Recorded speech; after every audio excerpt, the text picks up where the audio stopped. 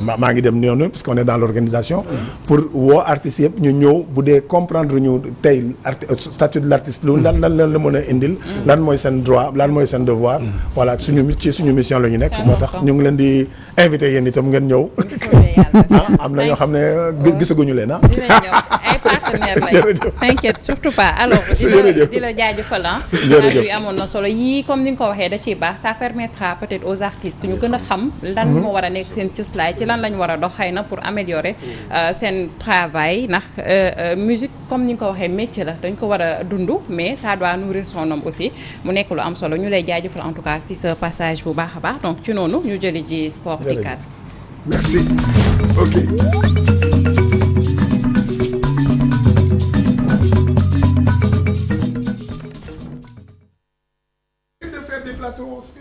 bu soobee suñu borom. monsieur Gomes merci beaucoup. dinaa la woo alors coach dina la woo incha allah alors.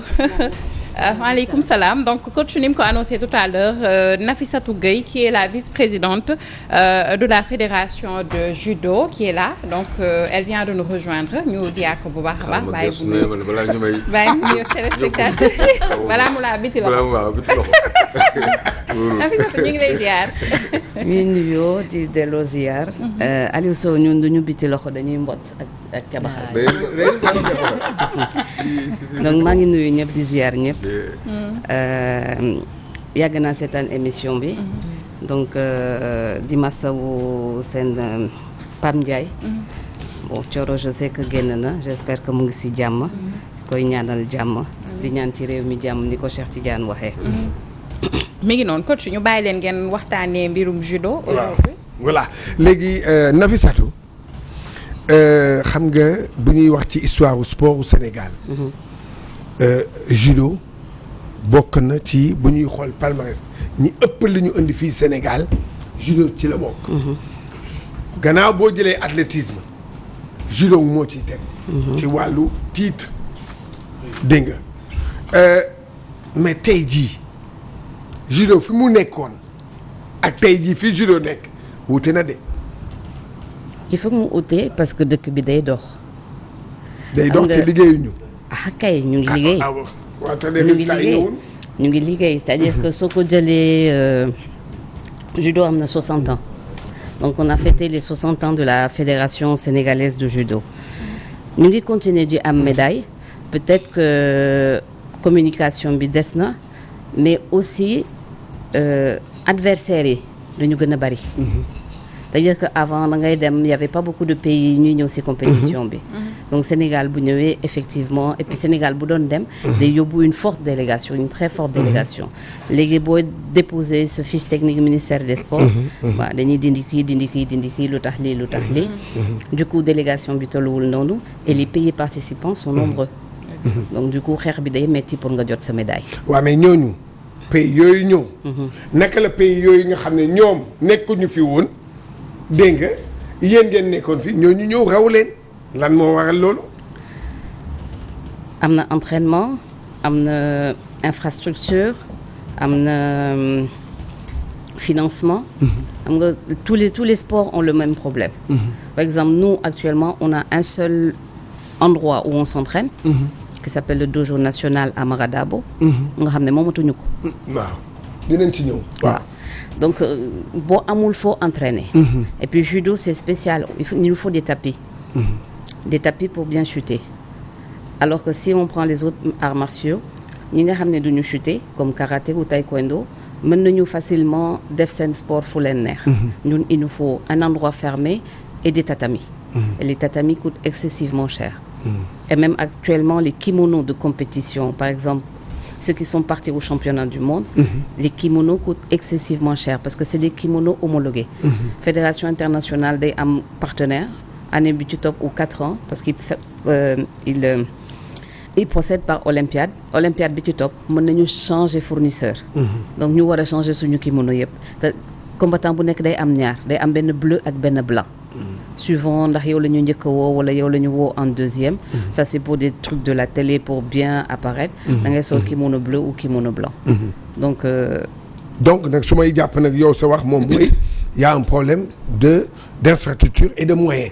exactement Hein? exactement. donc yéen yan jéego ngeen def pour yooyu moyen bi ak infra dëgg la problème mu kii dojo baa ngi nii. dégg nga yéen yan jéego ngeen def pour maanaam loolu ngeen parce que avant c'est vrai avant ngay wax lépp loolu mooy jiitu. léegi yéen yan jéego ngeen def. ba fédération bi fi nekkoon ak bi on va dire que continuité la ñu ngi ut seen sponsor par exemple avant cadets yi du ñu génn Sénégal juniors yi du ñu génn Sénégal léegi cadets juniors seniors et même vétérans dañuy dem ba championnat du monde le Sénégal participe peut-être communication bi moo des là récemment def nañu Open Tunisie. Open Luanda ak bu Alger. bu Alger ak bu Luanda. Voilà. yëpp indi nañ ci médaille.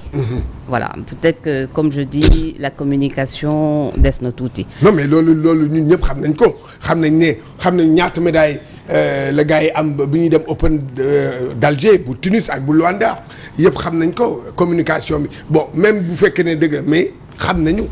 Donc mais, si les juniors arrivent à aller à des Open et à amener des médailles. Wow. On va pas dire que judo bi mu ngi reculer. ñu ngi waxuma sax ñu ngi fi ñu nekkoon pour man dañu avancer parce que avancer par rapport ak ban année.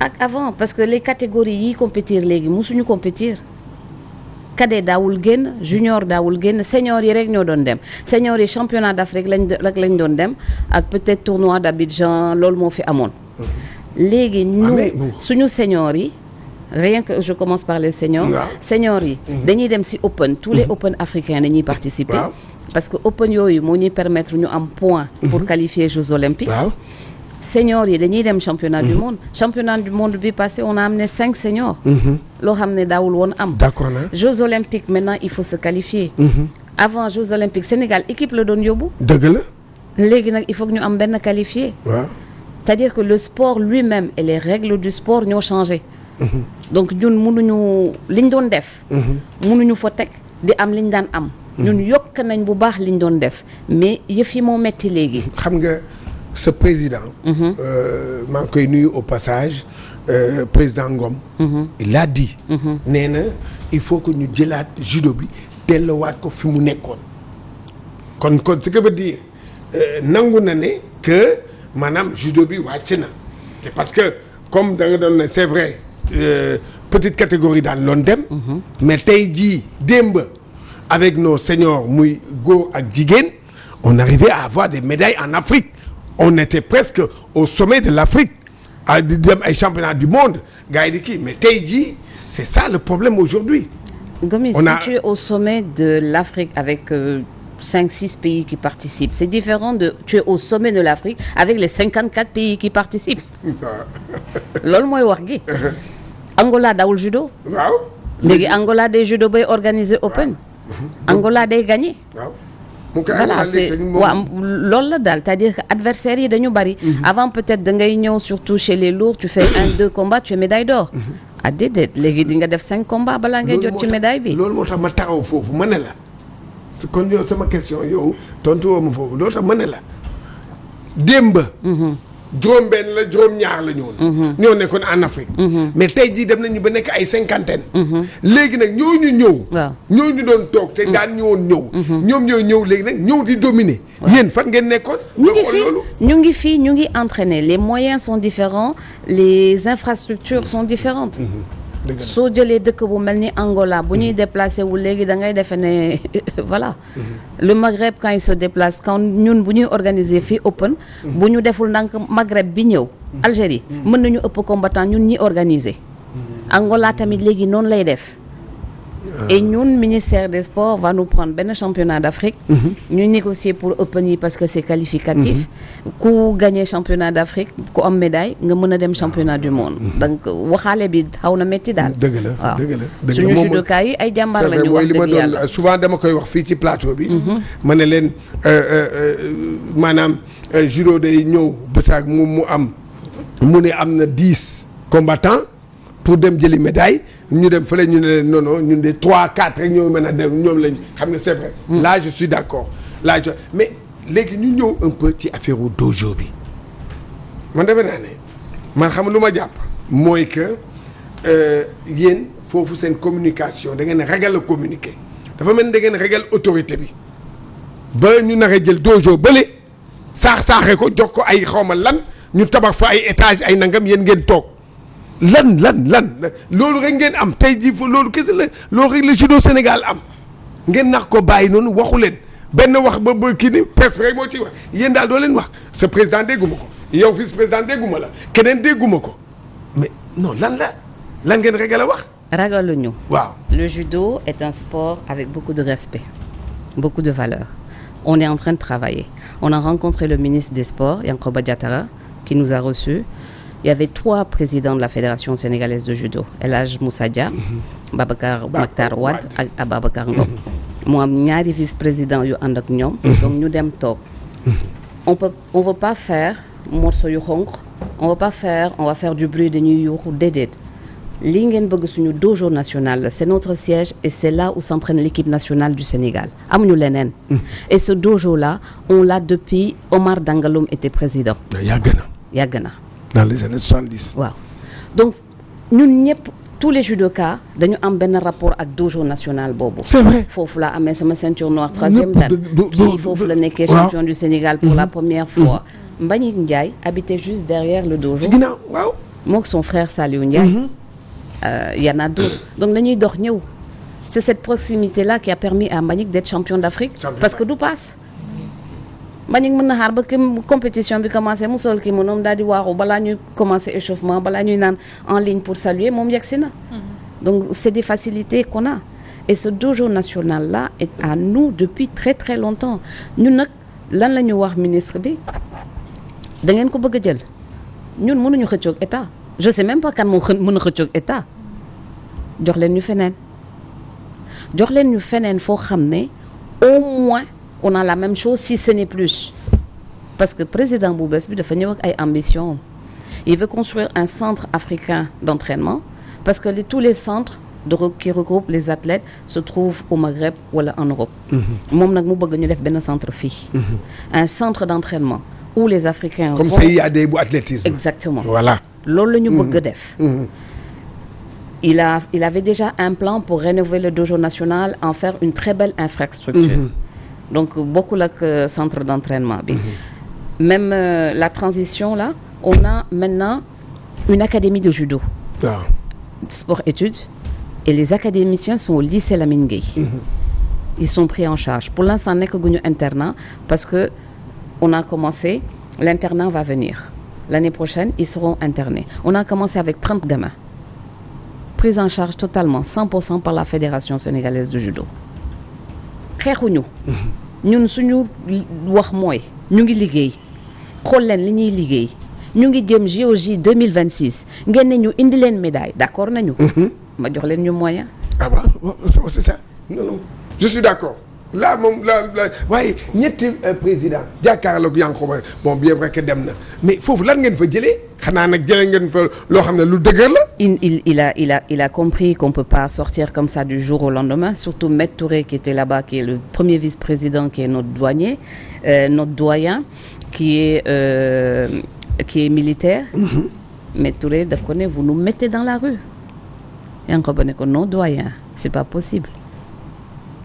Maître Touré a passé la majeure partie de sa vie dans ce dojo tur bi rek dojo national Amara Dabo xam nga boo ne judo rek ne Amara Dabo ferenkulaay na ñëpp xam koy Amara Dabo champion yi ñu am fii les anciens là Khalifa Diouf Abdoulaye Koté Alassane Thioub tous les Mbourois parce que Maître Dabo était de Mbour moom moo leen di dem day xool nit di dox mu ne kii mën naa ko jël ma dugal ko judo dina nekk champion Malan Dabo noonu la ko gisee mu jël ko indi ko et dañuy nekk champion voilà donc tour bi rek war na tax ñu bàyyil ñu ko ñu pour nous judoka ce dojo là est un patrimoine national à conserver non c'est que dañ ne xaaral non nee nañu dañ koy jox man xam nga rek Sénégal comme ni ñu def daan teg rek benn privé mu tabax ko pour lan dama xam pour ay xawma la immeuble tabax ko immeuble voilà. mais bu fekkee ni c'est intérêt c'est non mais c'est que yow sport Sénégal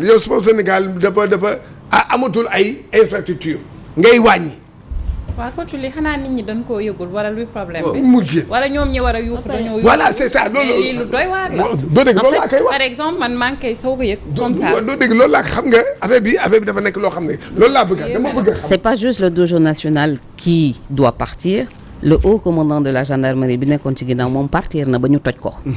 mais pour lan lañ ci war a def. loolu nag wax dëgg yàlla teguñu dara suñu loxo ñun dañu recevoir benn courrier patrimoine bâti. ñu ne ñu da ngeen war a génn. seulement. jeex na. parce que quand même il y a ce qu'on appelle le droit d'expropriation. bu fekkee ni sax loolu dafa am c'est parce que dafa am intérêt général waaw public mooy tax ñu jël loolu def ko mais au moins loolu sax da nga ko expliquer nit ñi. waaw mais l'intérêt général est actuellement de laisser ce dojo aux judokas parce que judo c'est pas juste un sport. mais mën nañu expliquer le judo c'est un sport éducatif dafay defar nit. non judo ci boppam. dafay defar nit. am na benn judoka Asfa la nekk Bara Ndiaye la tudd son meilleur score c'est vice-champion d'Afrique. Bara Ndiaye nee na bu dul woon judoka moom agresseur lay nekk moom bandi lay nekk. judo da lay defar.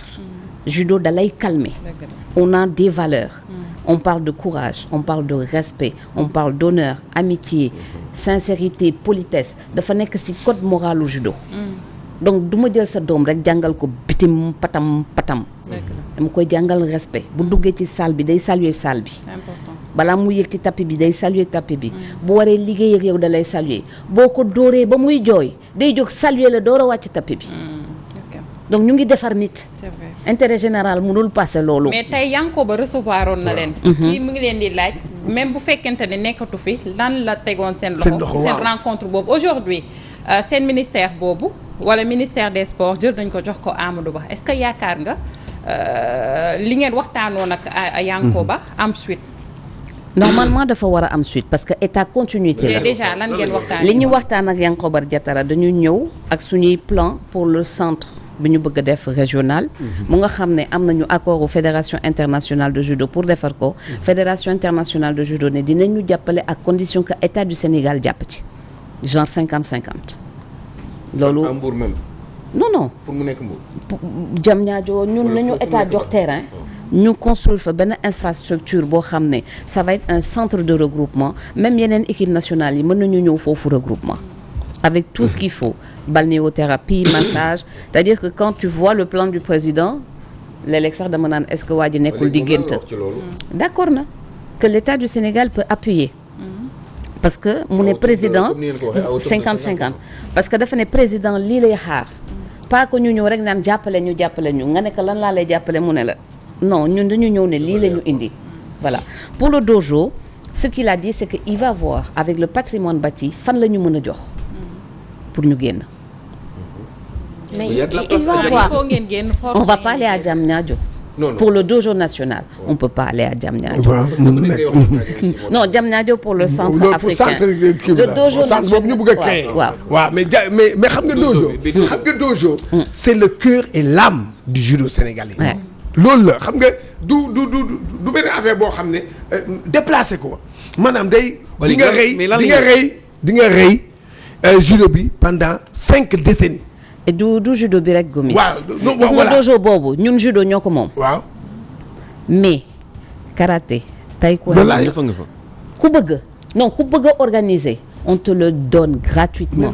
laajte wuñ ci dara. ce qui n'est pas normal déjà sax mooy le fait que ñu leen di bëgg a déloger te waxuñ leen ñoom ñoo war a déplacer wu laaj leen lan la ñu bëgg mais ñoom bu ñu demee ba jàkkaarloog Yankoba naan lii la ñu bëgg ñoom ñu ne dañuy xool wala 50-50 discrimination lay andi entre ci sport bi ndax nag dafa am ñoo xam dañ leen jox bopp donte ni sax moo gën a fës mais ñoom ñi dañuy yare ndax boo ko xoolee da ngay xam ni jigéen la en même temps mi ngi ci liggéeyam yor ay ndaw c'est pas du tout normal coach wool Yankoba Diattara ndax moom moo fi jógee moom mi kay léegi Amadou Ba la Yankoba kañ moom dem na yoonam. non même Yankoba bu demee si Yankoba bu demee le ministre de son côté il y avait le directeur de cabinet je sais pas s'il est resté ou pas mais il y avait le directeur des activités physiques et sportives.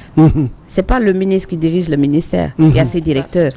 et ces directeurs sont au courant et ces directeurs dañu nekkoon foofu ci réunion bi. xam nga donc discrimination bi ngay wax sport yëpp ko sentir mais surtout arts martiaux. parce que ñun dañuy indi médaille mais ñun kenn duñu teeru aéroport. ñun 12e gaynde du ñu tëggal. ñun suñuy prime tolluwul noonu. te li may wax fu ñu munti dem hymne national bi benn la. drapeau bi benn la. benn jour dama ko wax ci beneen plateau boobu dañu jox footballeurs yi je pense kër. ak 50 millions. mooy bi ñu nekkee vice champion d'Afrique de. vice champion waaw kër waaw. même année face à l'Algérie. waaw même année bi. suñu Mbagnick Ndiaye. nekk champion d'Afrique face à l'Algérie. merci. d'accord. ma ne leen prime bii ñu jox footballeurs yi. waaw et j'ai cité Sadio Mané. parce que moom moo siiw. siiw du jàmm borom. donc exactement. j'ai dit Sadio Mané lii ñu ko jox comme weccit la. nga jox ko Mbagnick Ndiaye. nga changer sa vie complètement. complètement et du coup da ngay changer perception bi yeneen judoka yi am ci judo. man su ma yégee bu ma gañee médaille d'or dinaa mën a am lii.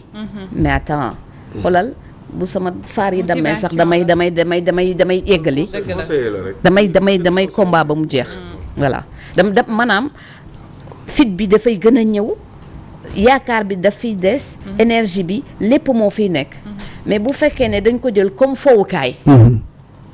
boo yëgee ci tapis bi mais da ngay champion fo d'Afrique champion d'Afrique Sénégal bu ñu nee champion d'Afrique Sénégal xoolal c'est la même chose.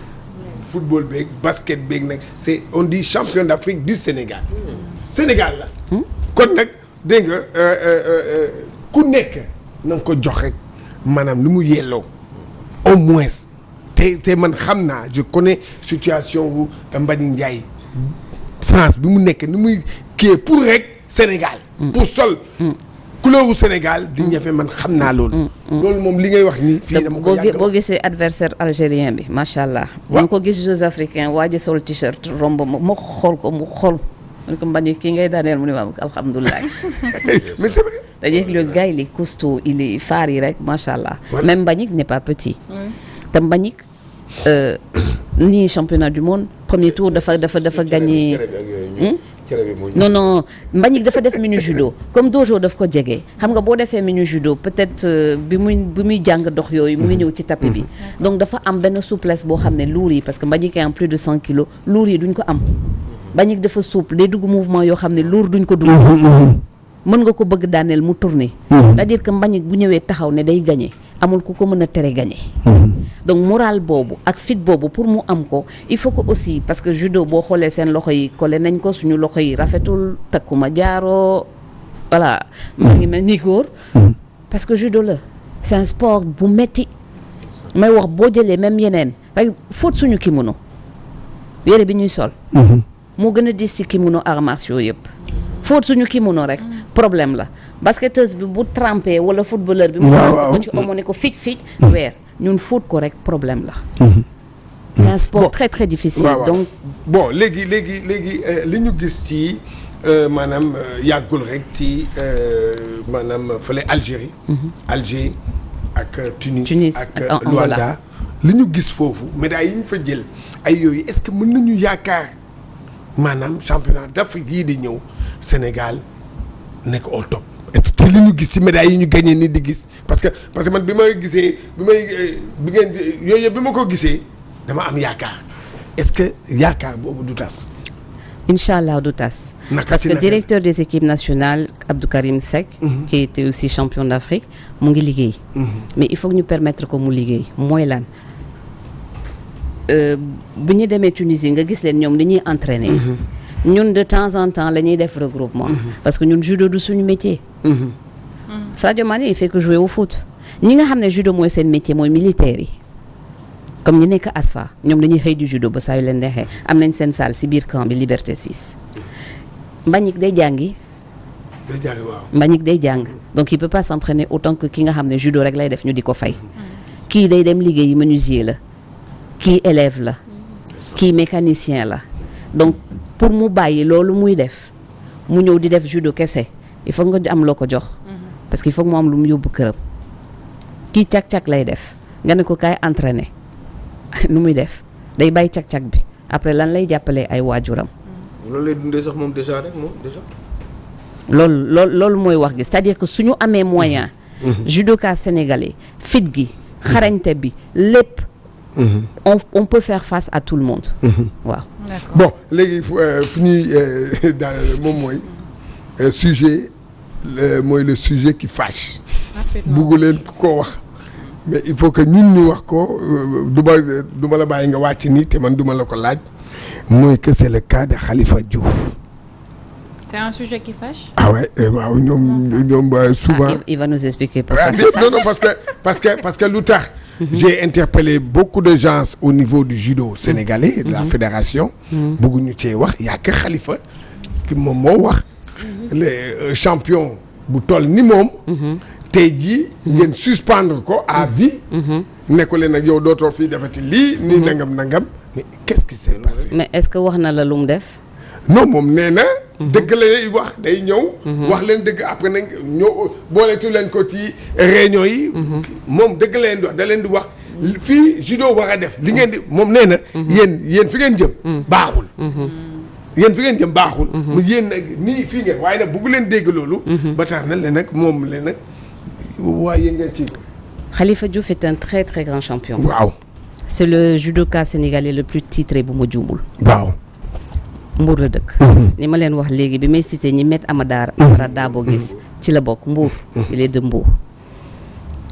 Khalifa Diouf faisait parce que il est suspendu. du comité directeur de la fédération. autant fédération bi jógee autant fédération bi ñëw. Khalifa dafa am idée ne nii la ñu war a def pour judo bi. comme man dama am idée ne nii la ñu war a def pour judo bi. comme tous les judokas. mais la décision vient à la direction technique. direction technique moo naan man nii laay doxalee sama judo. c'est comme le foot. bu Aliou Cissé ne day sélectionner Cheikh Tidiane Gomis ne ko waroo sélectionner kii ne ko waroo sélectionner kële. c'est son idée. et on lui propose boo ñëwee comité directeur présenter sa idée Khalifa Diouf nee na nañu jël mbër yi dugal leen ci judo bi mais bokkul judo les idéogrammes la ça veut dire voie de la souplesse mbër souplesse lay def wala doole. plutôt doole de. waaw ok Khalifa Diouf mu ne nañu def judo à la plage même quand Yatma Lo fait son judo beach man Nafi Guèye j'y vais je suis jamais en kimono parce que je respecte mon kimono et je peux pas chuter sur le sable. bi may commencer dama ne leen ñun il nous faut des tapis mënuma si chuter ci suuf si comme mbër yi léeg-léeg sax ñu daaneel mbër ma ne lii c'est dangereux parce que suuf la te suuf day pousse buy daanu impact bi suuf bi day pousse lan lay dajeel. ëkk bi. day joxe idéem mais day xastaate amul ku mu bàyyi du man du Marie-Joséphine Diatta entraîneur de l'équipe féminine du Abdou Karim Seck du président Babacar Wade amul ku Khalifa Diouf di bàyyi. bàyyi ci lan. ci xas. moo tax ngeen suspendre ko. déedéet maa ngi ñëw de. ça c'est pour faire un peu l'historique. c'est-à-dire que on a 2 groupes de WhatsApp de judoka. benn groupe bi il est administrateur ça s'appelle les amis du judo El Hadj Ousseynou Gueye ancien international moo ko créé. ñëpp a ngi ci biir boo judowul sax mën nañ la dugal ci biir parce que tu aimes le judo. et on fait passer les informations de judo dedans. foofu lay dugg nag mën na fa dugg 10 minutes xas la ba nga ràpp te yow defoo ko dara waxoo ko dara. defoo ko dara. waxoo ko dara. non loolu mënul la. est-ce que dafa xat. defoo ko dara waxoo ko dara. man xas na ma plusieurs fois. waaye comme defuma ko nee naa ko bu fekkee dama la wax wala dama la def wax ko ci groupe bi. mu wax la tontuwul. am na boo xam ne daf ma laaj xaalis ma xas ka ba mu ràpp parce que man lébu laa ku ma xas ma xas la. mais laaj xaalis pour la. parce que on avait organisé benn journée de retrouvailles. club yi cotisé. bi ñu club yi cotisé ñu organiser bi ñu organiser ba pare mu ne dañu war a def bilan. mu laaj ma man ana xaalis bi ma ne ko ndax yow da nga ma jox xaalis wala da nga dégg ku ma jox xaalis donc waruloo ma laaj xaalis mu ne ma bu fekkee maa la tooñ baal ma àq ma ne ko du bu fekkee yaa ma tooñ te baaluma la àq parce que man damay tontul sama bopp judoka bu toll ni man non je suis très calme il faut parce que groupe bu am plus de 300 personnes nga ñëw di ma laaj xaalis am na ñu ma fa xamul dañuy defe ne man jëlkatu xaalis la ma ne ko nag j'ouvre le micro judoka sénégalais yi même étranger boo xam ne mës naa la ñaan xaalis mës naa la leb xaalis wala amel naa la xaalis dugal wax dafa am yoo xam ne kenn du ko waxante bi mu mujjee wax nag mooy la goutte d'eau on va dire qui a fait déborder le vase mooy bi Léa amee médaille d'or en Tunisie. voilà waaw affaire Léa bi waaw. Léa Buye elle est française d'origine tubaab bu xees pecc la ñëw Sénégal ne day judo pour Sénégal am nationalité sénégalaise am par décret di entraîner woon di dóor xale yi ñu sélectionné ko mu dem Tunisie Open de Tunisie am fa médaille d'or Khalifa Diouf yekk ko lu mel ni xeme lu tax parce que tubaab la non nee na lan la wax exactement. j'ai effacé le message je pense nee na lu tax ñu di ko sélectionné alors que moom tubaab la nee na lu tax ñu nekk di wax France dégage ñun Sénégal ñuy jël ay tubaab di leen dugal ci biir mu ne màgget bu toll noonu ndax war nañ ko jël man nag dama intervenir parce que j'étais choquée bi mu ne kii dafa màgget ba mënul jur doom on l'a pas sélectionné pour ça on l'a sélectionné pour ses aptitudes physiques li mu mën ci judo moo tax ñu sélectionné ko exactement te gis nga man pour man entraîneur ki gën a aay lay jël parce que man entraîneur dama soxla médaille duma la jël yow nga dem ci tapis bi di ko fobeere dëgg la c'est ça qui est logique d'accord en tout cas waxtu wi vraiment vraiment kii bi mais Khalifa Diouf su bëggee aussi mu ñëw wuy ci Cheikh Diallo voilà loolu la kon nag jërëjëf Nafissatou Gueye vice-présidente à la fédération sénégalaise de judo et discipline associée parce que bàyyi ngeen assimiler léegi associé pour ñu nekk même niveau waaw bon yooyu la donc nag maa ngi lay gërëm ce dernier mot par rapport à di leen sant di leen gërëm ci invitation bi parce que arts martiaux yi dañu soxloo tamit ñu di leen gis ñu mën a wax li ñu nekk di def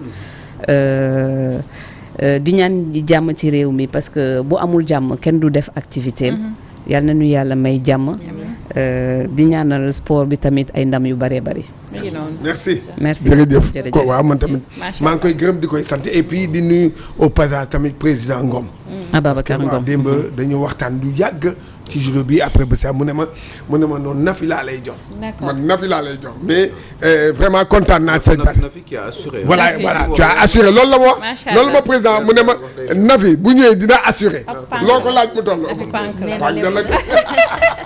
di la jaajëfal bu baax a baax ci cadre yu am solo yi donc coach mu mel ni nag dañuy dem naandi ji meewu alib mi nga xamante ni Sénico moo koy defar ñu xaw a defaraat kii yi rek ñëwaat en forme pour la seconde et dernière partie.